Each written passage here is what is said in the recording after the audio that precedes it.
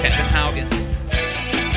Well, thank you very much, and good afternoon. Welcome into today's community comment. I'm your host, Kevin Haugen. A little police leading us in here to into community comment. Appreciate It's good, Wally. man. It's I like it. Appreciate our producer Wally today for getting that appropriate song choice teed up and ready to go here for our program this afternoon. Because our guests here on Community Comment this afternoon are with the Beaver Dam Police Department. It is my pleasure to welcome into our Daily Dodge TV studio this afternoon our regular, guest with the Beaver Dam Police Department, Lieutenant Jeremiah Johnson. And he was able to bring in another person with the police department. I know sometimes it's not the easiest position to be in to get somebody in, but we're glad to see other faces with the Beaver Dam Police Department come in. Also with us this afternoon is Officer Andy Brunette with the Beaver Dam Police Department. Gentlemen, thank you so much for coming in today. Thank you. Good afternoon. Happy to be here. I tricked him into it. It's his first time. He doesn't know, so that's good. Yeah. He said you're going for ice cream, and then you showed up here, and it's like, what's going on? Ice cream after the show, if you behave. Yeah. If you have a question for the Beaver Dam Police Department, you can call into the program at 885-4446, or you can text 887-9595. Again, the phone numbers to get into the program today, 885-4446 if you have a question you want to call in, or 887-9595 to get on the program this afternoon. We will, in a little bit, talk a bit about, I know last time, Lieutenant, when we were on, we had the opportunity to talk about the always exciting topic, the time of year, winter parking. Absolutely.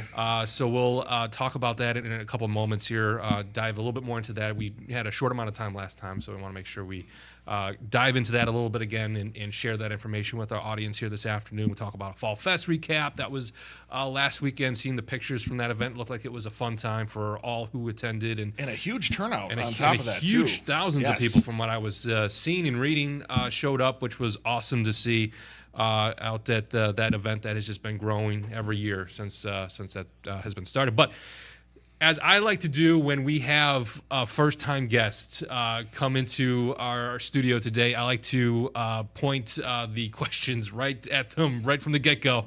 And this today we'll be focusing here again on Officer Andy Brunette with the Beaver Dam Police Department. And Officer, I want to just ask, how did you get into law enforcement, and talk about your career path leading to working with the Beaver Dam Police Department?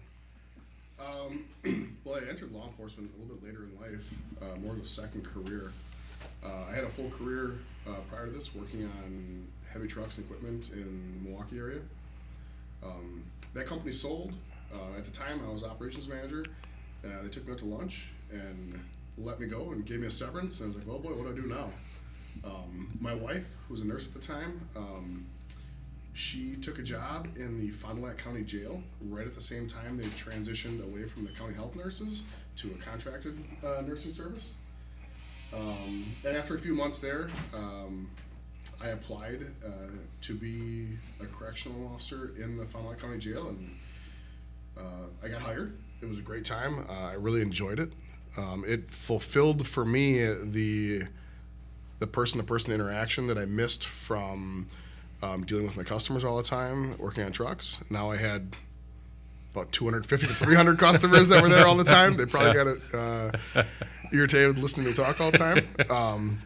And then it was just, it felt like a natural transition for me to leave the jail but stay in law enforcement and move out to what we call the road, as an officer on the road. And then I was fortunate enough, Beaver Dam hired me, and that was just over 4 years ago. Yeah, holy cow, 4 years. Time flies. Yeah. So it seems like that's a while ago, I'm sure, when you guys are, there, but that's relatively recent for, how many staff have you brought in the last 4 years, Lieutenant? I'm testing your memory A lot. here, Let's see. So we would have probably 7 after him. So yeah. So you're not the. I mean, it's worked out good. I mean, I guess with seniority pretty quick. Right now, I just about day 3 of my 3-week huntcation. So, yeah. So the lieutenant forced you to come in here when you're on your semi. Forrest. I mentioned it once, and he's like, "Can I?" Yeah. I'm like, "Yeah, sure." Why not? I love hanging around Jeremiah, and I can sit and talk for all day long. Fantastic. To folks, Well, that's a perfect venue to do that here on Community Comment today. So, Andy, it sounds like really initially there really wasn't a mindset that you had to look at working in law enforcement as a career choice. It's just as you had gone through with us, the natural progression of your jobs and the changes in life just sort of led that to where you have wound up today. And it sounds like it's a perfect fit for you as a career choice. It is. And like I said before, when I was in the jail, I had, a couple hundred people to talk to. And now I have like several thousand people to talk to. I mean, at a given time, there's probably 25,000 people in Beaver Dam that I can just rattle their ears off, right? So yeah, it feels like a good natural fit, and I enjoy the community engagement part of this job, probably more than the rest of it. And it's satisfying as an officer just to meet folks and talk with folks throughout the course of the day. Now, when it comes to at the Beaver Dam Police Department, is there any special assignments, tasks, departments, or groups that you're in that you handle or are a part of with the police department there? There are some with the department and some outside of the department, actually. With the department, I'm on our bike unit. Me being on the bike unit, I've probably only taken the bike out once or twice. I mean, let's be real. I'm 6'2", 250 pounds, plus all the gear. I feel sorry for those bikes sometimes. Okay. Wait, you telling me they don't make specific bikes for people of your size? I mean, I got long legs too, so I know how it is to ride a bike, but it's not built for you. So yeah, no, they do, and we just have a brand new e-bike this year, and it's super comfortable and it does the job. But I mean, there are other officers that probably look way better on a bike than me. Let's be real. So the bike unit, I enjoy that when the weather's beautiful, just to get out and cruise around the bike is good. It doesn't happen all that often. I'm on our ERT, which is our emergency response team. The Beaver Dam Police Department, call it SWAT, basically. It's maybe not the most sexy word anymore in the world of law enforcement, so we prefer to use ERT, Emergency Response Team. So it's a specialized unit. A handful of us officers are on, and we work well with other agencies if needed to assist or receive assistance from them. The city drug unit, I'm active in that, and we are attached to the county's drug task force. I really am passionate about that work as well. And outside of the departments, I'm on the board for the Dodge County Shop of Cops. Again, community engagement with the events that we have, with 3 events annually, giving back to the community. Yeah, that's awesome. Yeah, we'll be sure to highlight that as a topic that we'll have on our list of things to discuss today. So we'll dive into Shop with Cops in a little bit. I know, Lieutenant, you mentioned that your plan is to come back on here leading up to that event, and we're looking at getting that on our Hometown Today program here with Kale Zomer here in the not too distant future. But Andy, is there anything, you mentioned some of the things that you're involved with, the ERT, the bike squad, the bike patrol with the Beaver Dam Police Department. Is there anything that has stood out to you as like, this is where my passions are? It's all law enforcement related, but is there anything that in there that you would look at and say, this is something I'm really interested in doing, and this is really, really cool to be a part of? So I've said this to a lot of people. Policing is such a broad spectrum. We go to some calls that we never want to have to go back to, and then we meet folks that we really enjoy interacting with, right?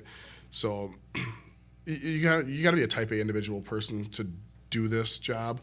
So I love all of our ERT and drug-related stuff, absolutely. That's the opposite end of the spectrum compared to my other passion, though, is the community engagement.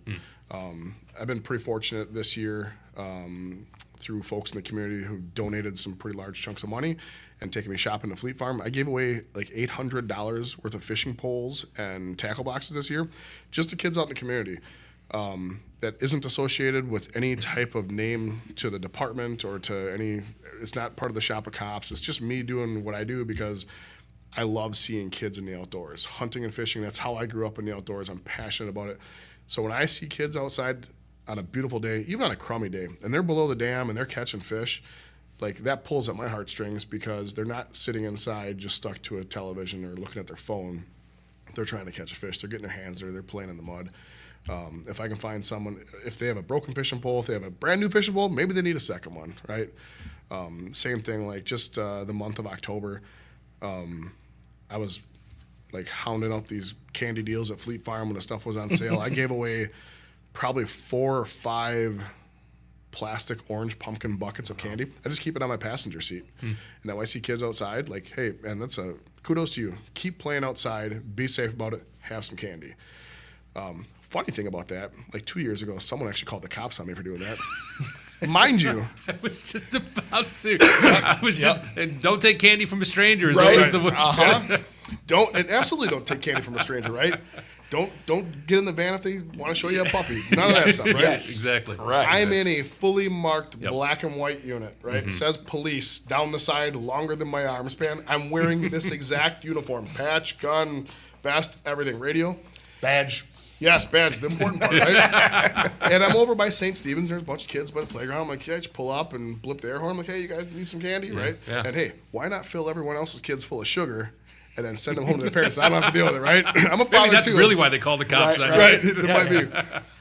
And there was one girl that she was like, I don't know about all that. And I'm like, hey, maybe she don't like candy. I don't know.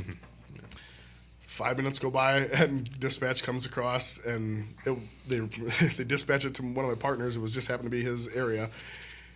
I was working that day. I don't think it sent it to me, but I remember hearing it. Yeah. I knew exactly what was going on when that dispatch came out. Yeah. Yep. So it was pretty comical, and we all knew it was okay. It wasn't some creeper, random person. Yeah, just this time, just happened to be a weirdo in a badge. Who knows? You know, it's old Andy handing out candy to kids. Yeah. So. This is another thing that we've talked about quite often here on Community Comment is just that community engagement and getting out into the community and having the youth and other people to see your faces, and because a lot of times you're dealing with people on really not so great days. So being able to have interactions in a positive light and you can put a smile on their face, I'm sure is great and will do wonders in the long run in building that relationship between the community and the police department. Man, you couldn't have said that any better. That's exactly right on the head. Yep. Yeah.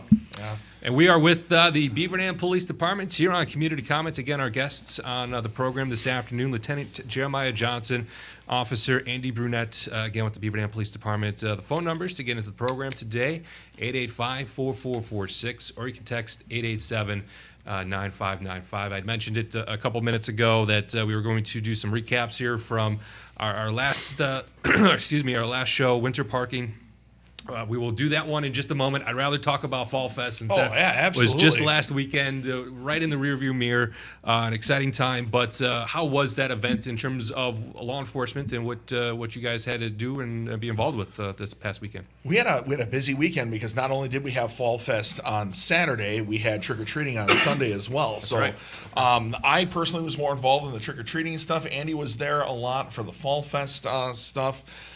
Huge turnout. It is becoming a bigger and bigger event every year, literally to the point where the chief of police is now recognizing the large amount of people there, and we are now expanding what we do for patrol during that time. So we're going to be adding officers next year. We're going to be adding some more physical security as far as keeping people safe on the street and keep preventing vehicles from coming in to that area. We've solved a couple of issues like during the casket races before people were like coming up off the road to the point of where we were saying, hey, you're going to get run over by a casket. Please go stand on the sidewalk. It's the only time, one time a year you would ever say that. Word comes out of your, or that phrase. Correct. Yeah, usually, utter those things. Yeah, a lot of caskets flying around here. But we put up some just real simple, just some ropes and tape, and just it worked. It kept the road clear. So we're learning. We're getting things better as far as the public safety aspects of that event are concerned. Same thing with Halloween, trick or treating. We kind of acknowledged a couple things where we were seeing some stuff that people weren't being safe. We had no accidents, no incidents. I know I had talked about during trick or treating. We were worried about kids getting hit. We saw a lot of kids crossing out the crosswalks. We had parents out there with them. So I feel that we had a relatively safe Halloween trick-or-treating. And now, Andy, you were over at Fall Fest, so you comment more on that. But like I said, trick-or-treating, we did well. That's so good. On events, no news is good news when it comes to trick-or-treating. Exactly right, yeah. So, yeah. I spent the morning, at our Beaver Dam Police tent, which we had set up in the 100 block of Front Street, and it was specifically for our canine program. Our canine program is 100% funded on donations and kind of boots on the ground with us doing brat fries and whatnot. So we had the canine tent set up, and we had our canine crew there selling the plush dogs and the blankets and the hats. I don't know the exact number, but I heard we made a couple $100 just doing that. I was by the oversized cauldron of candy, probably eating more than I was giving away, let's be honest, okay? But no, we had a line of people coming to get candy. Both of our canines, Boomer and Murph, were out and about on their leashes with their handlers, so the lines were long. Everybody wanted to pet the dog. Everyone wanted to get a picture with the dog. And I don't know how many times we refilled that big black plastic, like witch's cauldron full of candy. You talk about a busy day down there. I was there from 10 a.m. to about 1 p.m. And if I had a nickel for everyone that walked by, it would just be insane because there were so many people down there. And then I was completely enamored by. So at 1 p.m. I went in and changed. I had to begin my shift after that. After briefing, then I went down on foot to the 100 block of South Spring Street, and it was a sea of people on the sidewalks for the casket races. Yeah. Like, you kind of had to turn sideways and walk through a little bit in most places. And them casket races are always fun to watch. The creativity that these people put into it. And again, the intensity to which people race those things too. Yeah. I mean, I mean it. It's a serious event. Yeah. I don't run like that unless someone's chasing me. I don't run for much. They give me a gun. I don't have to run. I need a helmet for that thing. It's like a bobsled at that point. Man. It's a popular. It's grown in its popularity over the last couple of years. And Andy, when it comes to events of this size, you mentioned this large amount of people there. Are there after action meetings or things that happen following that the members of the police department come together and sit down and say, "Oh, this is what went well. Maybe this year we should look at trying to do something different here." Is that something that's done in the aftermath of these events? Fortunately enough, nothing happened. That we needed to have like a debrief, right? Sure. It was like, hey, high fives, good job. It went well, right? At the end of the day, everyone seems to, I guess, quote unquote, police themselves. They pick up their trash, right? You're going to see a couple candy wrappers here and there, right? Or maybe an empty cup or something. But everything gets picked up and it's all taken care of. The only thing, like, I think that I'm aware of that we learn from is just as it tends to grow bigger every year, what we need to do as a police department then in response to that, just to make sure that everyone is still safe then as the event gets bigger, right? Having an extra officer or two, And those things I'm sure you do then in the planning stages, pre-event, meet and discuss those things ahead of time. Yeah, so to kind of answer your question there, we do. So the chief and I sat down. He was actually there for the event more than I was, so he knew personally what he pointed out and what he had given to me as far as the planning is concerned. I'm also in charge of the auxiliary police department, so those were our guys who were actually actively patrolling. So we are actually going to sit down on Thursday when we have our normal monthly meeting, and we're going to talk about what did you guys see, what do we need to do differently next year. And then the chief himself had a bunch of ideas of what we were going to do. And I mean, everything from acknowledging that those sidewalks were so crowded for the casket races that we might want something aerial up. So if we need to see somewhere, we don't have to be on the ground running through the crowds. So we might utilize our drone. We noticed that there were people up on the building roofs as well to watch the casket races. So that's something else that we acknowledged as far as a tactical safety consideration. And there are other things, like that are not police related that go into this too. And I'm sure the city's going to have a conversation with the Chamber of Commerce about all the police related stuff. But I mean, even like adding more garbage cans or some bathrooms, and because as it grows, we tend to have a limited space, and we're putting so many people down there. We're starting to learn what we need and what we don't, and so there will be an after-action meeting that kind of already took place with the chief and I. But we'll keep adding to that, and then as we write those things down, we'll pull them up next year when we start planning the next year's event and acknowledge each of those items and get them part of the 2025 Fall Fest plan. Have you guys seen an aerial photograph of what it looked like? I saw one on Facebook. I believe the chamber shared it. Yeah. It's a shout out to my friend Dakota Moreau and his aerial photography. Yep. He is. He really is. He does all the fireworks, Northern Lights, a lot of stuff for the city events. Dam Fest, it's always good stuff. Very talented with what he does. It was a sea of people. I mean, it was a Where's Waldo, but everyone was just wearing a costume, right? Yeah. So like, Yeah, it was wild. well attended. But bottom line, sounds like everything went off without a hitch with Best Damn Fest and trick or treating on that Sunday. So it's good to see that everything went smoothly and everyone was safe and didn't act up and require police interventions during those events. So that's awesome. People had a lot of fun. Yeah, and they did. Yes. Absolutely. And again, our guests here on Community Comment today are with the Beaver Dam Police Department. We do have to take a quick break. More Community Comment is coming up next.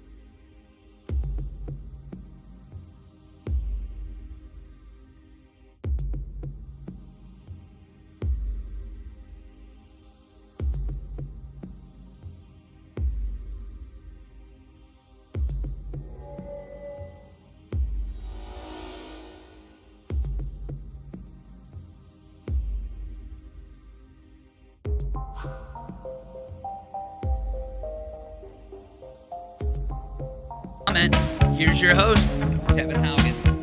Well, thank you very much, and welcome back into our second segment here of Community Comments. Our guests joining us on the program today are with the Beaver Dam Police Department.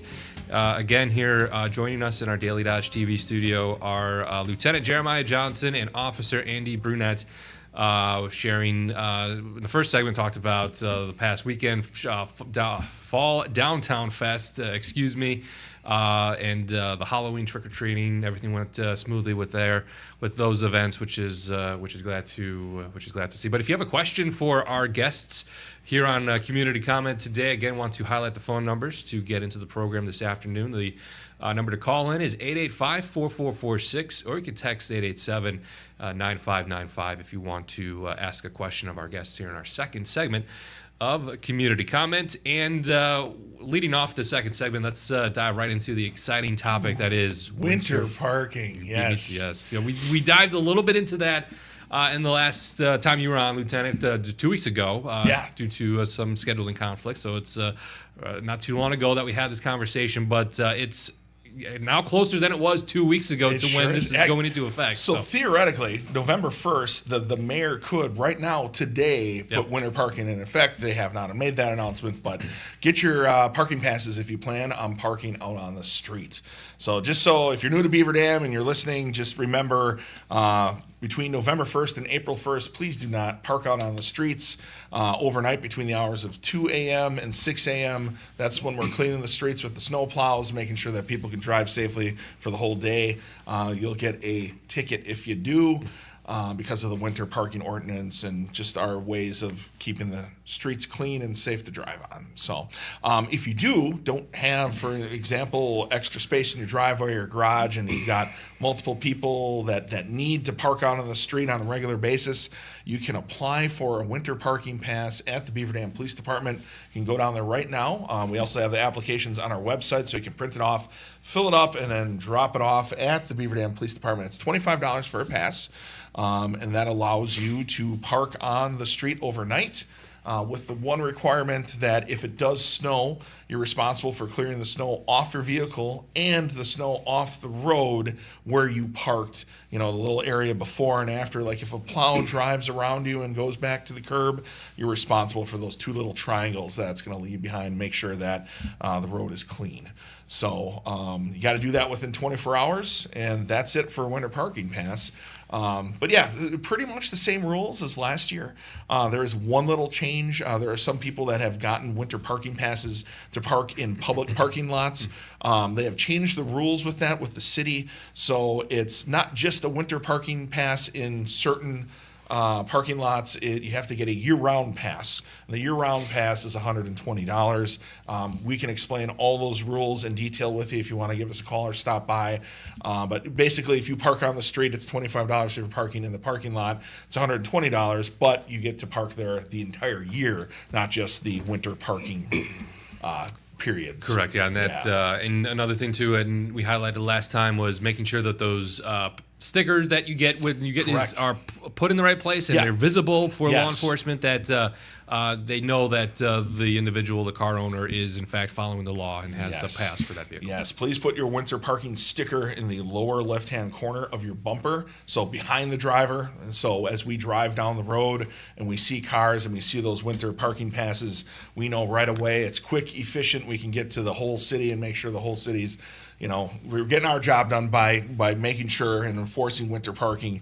We can do that quickly and efficiently. Please don't take it and put it on your dashboard, because chances are if there's snow, we won't see it, and you're going to end up getting a ticket because we don't know that you have a parking pass. So. There's no deadline that people need to worry about. If it's January, can people still come in and pick up? Sign up and get it. Yeah, they can get it year round. Although I highly recommend, if you know you're going to have that car throughout the whole year, do it now. You can still get it later, and we tend to get this huge rush when that big snowfall is coming, because the mayor will announce. They know when the snow is coming like 4 days in advance. So the mayor will be 4 days in advance, say, hey, it's going to be in effect. We're doing this right now. And then all of a sudden we'll get like 25 applications at once, and it does overload us a little bit. We do, as part of the application process, we do just kind of inspect the road and the driveway situation and the garage situation at your residence, just so we don't have issues where you can park in your garage, but you're not for some reason. And we just make sure that it's verified and worth it, just to prevent the snowplow drivers from having to drive around many cars in the street unnecessarily. So anyways, but yeah, please apply for them now if you can. But if, let's say, for instance, you buy a new car in January, you can still get one in January. Absolutely. Maybe just one last question before we move on. You mentioned that you guys will do a check of the property, the road that they live on, the driveway, making sure that they have the option to park in their driveway or garage, if that is the case. How long is that process then? If the application is in, is it a day or two to get that approved? It's usually like a day or two. Okay, absolutely. And like I said, if we get that big rush, that will extend it. We may not have the opportunity in that day or two to check all 25 places at once. Correct. So if the snow's falling and you're thinking, oh shoot, I didn't get my pass, I should go in today so I can have it for tonight. Do it. There's a good chance that you're not going to be able to get it that night, and it's going to be a day or two. Correct. We have historically, let's say if there's an instance where you apply for a pass, it snows, you end up getting a ticket. If you're going through the application process, our clerks will catch it, and we will let you know about that. Most of the time, this is not a general rule. This is just an exception. Yep. We'll take care of that ticket where you don't have to worry about it. It won't hit. But the officers out on the road won't know, because that pass is not on the bumper. They'll write the ticket anyhow. Our clerks will catch it when they go into the computer and say, oh, this guy applied for a pass we're good. I'm sure this, again, will not be the last time we bring this topic up on our program. I think I might bring it up again. It just, as the snow gets here, it turns into the winter parking show, I guess, instead of community comment. But it's one of those things where we deal with it so much. And it is kind of just one of those times a year where I just want to get the word out and make sure that everybody understands how to get a pass. Yeah, and I think the police department will put a post of when officially the winter parking rules are in effect. Yep. We'll probably send you a press release if the mayor doesn't, just get hey, it the out alert there on that this WBEV, Daily Dodge. That'd be great. Fantastic. Yeah. So the more people know, the better. Correct. Yeah, we're just trying to get things nice and smooth and organized. That's important. Absolutely. We're here on Community Comment today with the Beaver Dam Police Department. In our first segment, I believe Andy brought up once or twice the Shop with Cops program, which I will then define. Andy, if you want to take this over, by all means, for those who maybe don't know, what is Shop with Cops? Shop with Cops is a organization through Dodge County. It's comprised of law enforcement individuals. Myself and Lieutenant Johnson are both on the board for it. Again, it's not something that is just the Beaver Dam Police Department. It's not something that's Horicon or the Sheriff's Office. It's individuals from all types of agencies. And we host 3 events annually. Our Pinnacle event is coming up next month, about 6 weeks from now, where it is taking kids to see Santa and Christmas shopping for their family. We have breakfast, we have a good time, there's games, all the elves get their presents wrapped up. It's really, really a good thing. It's a big day for a lot of kids in the county. It's fun for the officers, everyone, all the volunteers that help out. It's really a good thing. We have 2 other events also held throughout the year. Usually early to mid-June, we have our Cops and Bobbers event. My favorite one, if we're talking about outdoors and fishing. I believe this last year, I think we took 17 kids, 15 kids, 17 kids fishing on Fox Lake. It was a good year. We had a good turnout. It was. We had a lot of boats too. We did. Every actually, kid was we on actually a had boat. to rent a pontoon, didn't Yes. we? Yeah. Actually, I think that pontoon was donated, if I'm not mistaken. That was by a very shout generous. out to, I think, Fishtails up in Fox Lake, right? There we go. Mr. Nails. Yep. But all them kids were paired with officers on a boat and out to Fox Lake. Let's go fishing. Now, we can't dictate the weather. The weather towards the end of the allotted time was a little dicey, so we did have to cut it a little bit short, but I mean by 20 minutes probably, right? Some kids caught fish depending on where they were. The beautiful thing for me, is one, prior to going out, there's a simple boater safety, right? So we're safe on the water. If I'm not mistaken, I think Deputy Luther from the Sheriff's Office usually gives that directive. He's a great dude. He's very knowledgeable on the subject. But every kid gets to take a fishing pole and a tackle box home with them. That's right. We don't really care about the cost. Like, these kids are going to get a nice fishing pole with a tackle box full of gear. So this isn't They can go out and fish. It's not a one-time event. They get the rest of the summer to fish. Yep. That is near and dear to my heart. And then our other event, which was the following month, it was July, it was a back-to-school event. We've hosted it here at the Walmart in Beaver Dam the last couple of years. That's always a big turnout, too. We have kids from all over Dodge County. What was our number this year? Was it 250 or 275? That we're able to shop with, or was it I think just it was $250. Yeah. $250 per child to take school shopping at Walmart, right? To get their needed school supplies for the whole Backpack, headphones, gym sneakers, a nice outfit to wear to school, gym clothes, notebooks, folders, pencils, whatever you need, right? All the erasers, all the glue you can eat. It's going in that backpack, right? And then I don't know how many kids we had show up to that one. I felt like 25. I think we did. We split it up 12 and 12. Yep. And again, the Shop with Cops program is an amazing program. There's kids from throughout Dodge County who are less fortunate than others that we're happy to help. all the information for this gets put out through the schools. The teachers give the information to be sent home with the kids, so the parents can see it, sign their kids up.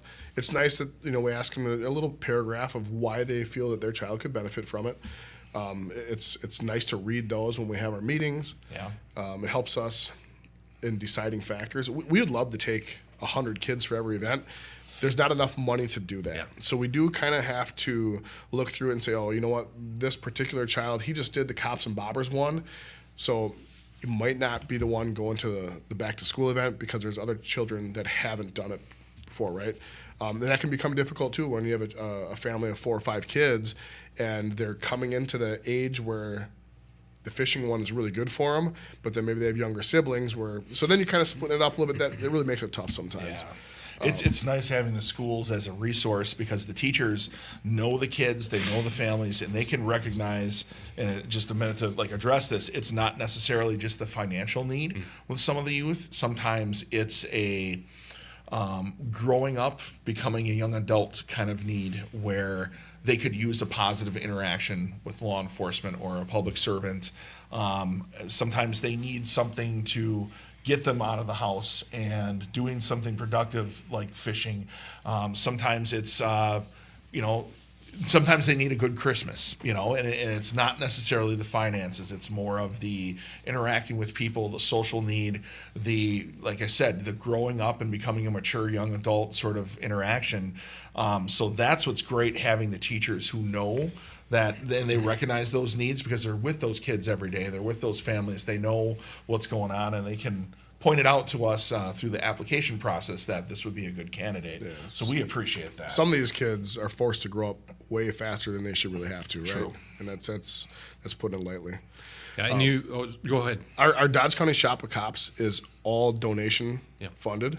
Absolutely. If I'm not mistaken, Jeremiah, if they go to the Facebook page, Dodge believe County so. Shop of Cops, Yep. there's a QR code that if anyone's interested in donating, they can donate that way. We always have donations available at the event, or the availability to donate at the event. We had a gentleman, he gave me 2 crisp $100 bills as he was driving by Walmart this summer. That was pretty cool. Wow. That goes a long ways. Yeah. It does. And we've had in the past, recent years, the roundups at the Piggly Wigglies throughout the county, Mayville, right? Is that what it was? Correct. Yep. We did a roundup there twice in the past 2 years. Right. Yep. If for some reason you don't want to do the online Shop with Cops sort of thing, you can also send a check to the attention of the Dodge County Sheriff's Office. So if you send it to, I believe it's, 216? Darn, the address escapes me. I wish I I- can tell you the I- Beaver Dam Police Department one right now. But anyways, you can send it to the Sheriff's Office, and you put attention Shop with Cops on the top. Yeah.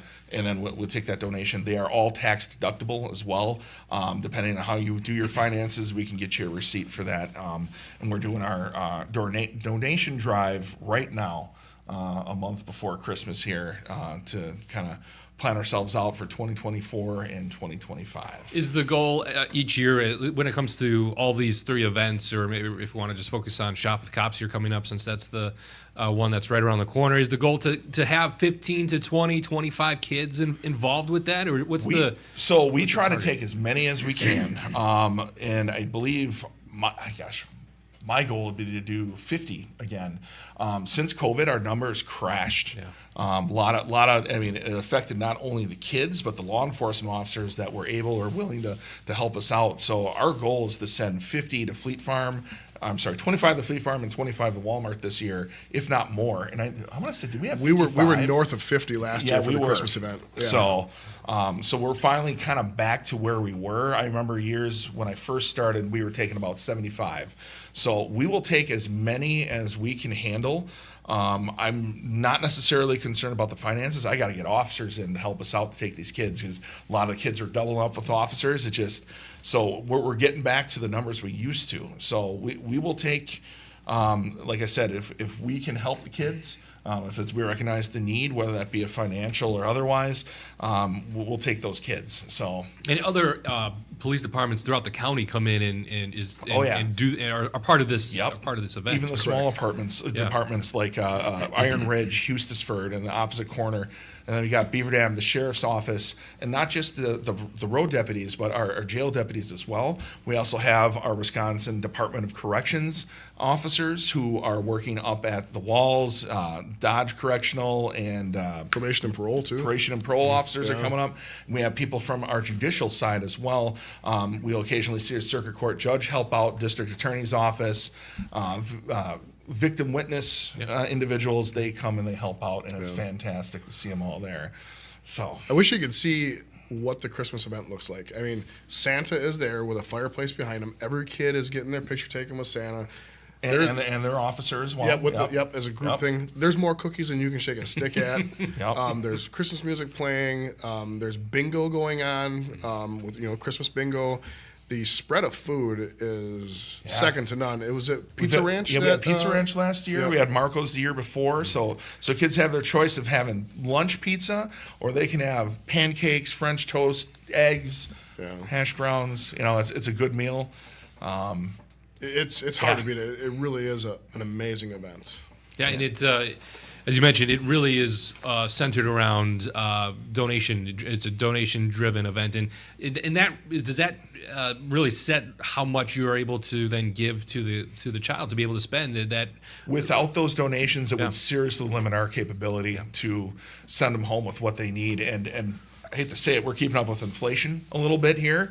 We're keeping up with those increasing costs, and we've actually opened it up a little bit more. When we started having less kids, the money was there for more kids, so we decided to open up a little bit more so kids could go home with a little bit more for their families.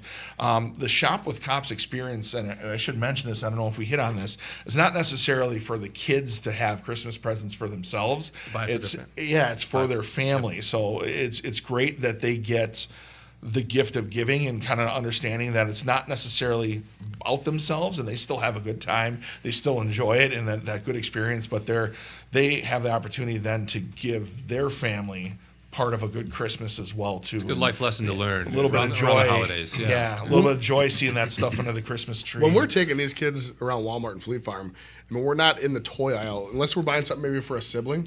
But I mean, a lot of times for the parents, I mean, we might be buying socks and deodorant and toothbrush and toothpaste, stuff that maybe just might be hard to come by on a day-to-day in that household. Yeah.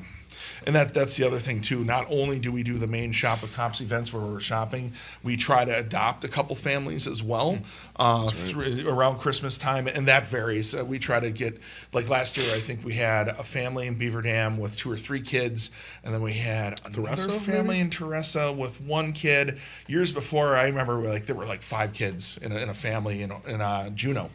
And that's awesome too, because then we are getting not only Christmas presents, we're getting a turkey, we're getting the gravy, the mashed potatoes, Tide, toothpaste, socks, underwear, just the necessities too, and that's cool too. So those funds that we receive throughout the year by the very generous private donors and business donors as well, they go to all that stuff. Cops and Bobbers, Shop with Cops, summer edition for the school supplies, our main event at Christmas coming up here just around the corner, the classic Shop with Cops, and then also other charitable stuff that we do throughout the year too. And for parents who are looking at getting signed up or getting their kid into this potential program, is that website you mentioned before, the Shop with Cops website, is that where they would go to learn more, or do they go to You can learn more there, and then if you need to, email us, and then we can get an application back out to you. Okay, fantastic. Can they go to their school districts and say, their administration office there, and say, hey, this is something I want to learn more about, Absolutely. and they'll get you hooked up through that method as well?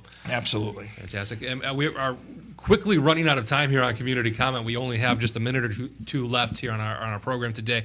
With that time, I just want to highlight the ways that people can give again to Shop with Cops. We want to make sure we highlight that so people are able to provide money and support that as if they're able to.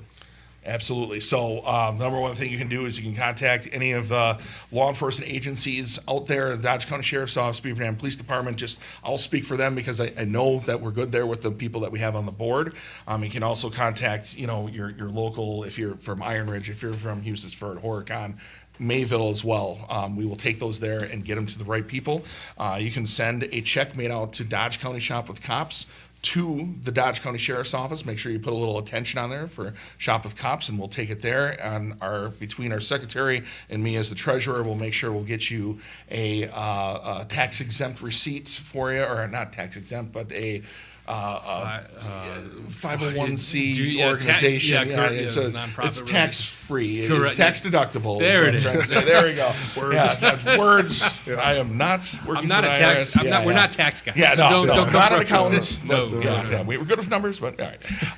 And then, of course, we can get you if you visit our website. Our Facebook page, Shop with Cops in Dodge County, and you'll see everything there. Fantastic. Can I just drop cash off at a police department to a records clerk and say, hey, I want this You know money what? to go to this? You think they'd put it in an envelope and just They be like, would. hey? They Okay. would. It's not recommended, but you can Right. absolutely, and we'll make sure it gets to the right spot. So there's plenty of ways to give to that awesome organization and effort that happens now multiple times a year. It always just sounded like it was just always Shop with Cops during Christmas, and it just seems to have continued to grow out now with Cops and Bobbers and the back to school stuff. So that's awesome too. it's becoming year round, Which is- almost. which is- And it's not awesome. just Dodge County. It's all counties around. correct. Almost all counties have some version of it. Usually the Christmas one, but Yeah. other ones are also expanding out where they've had enough participants, volunteers, and funds to have other events throughout the course of the year. We've made connections with our Washington County Shop with Cops, which is run through the Fraternal Order of Police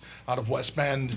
And we've had people from Dane County come up and shop with us in Dodge County. So yeah, we're We had starting Hartford to. Police stopped in last year. That's with, right. for the Christmas one. Sure. Yeah, absolutely. So we're reaching out, and we're getting bigger, and we're Continuing to grow, Absolutely. which is exciting. Well, Absolutely. we are out of time here on our community comment program today. I know we had one other topic. We were looking at trying to get to traffic laws and some interesting things that people may have yeah. forgotten from drivers' education courses back when they were in high school. But maybe we can save that one for the next time the Beaver Dam Police Department is Absolutely. on. So a little tease for our next program. Yeah, already in December, our last month of the Yep. year. It's crazy to think how quick this year's gone. But I want to thank our guests here on Community Comment today. Again, joining us with the Beaver Dam Police Department are Lieutenant Jeremiah Johnson and Officer Andy Brunette. Thank you both so much for coming in today. Thank you very much for Thank you. having us. Yeah, thank you. It's pleasure's all mine. And that will do it for today's community.